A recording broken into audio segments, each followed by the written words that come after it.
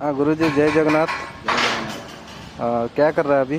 अभी कटिंग कर रहा है, गैस कटिंग कर रहा है। Gas cutting. और अपना सब्सक्राइबर मेरा उड़िया भाई लोग को और जैसे बोलो।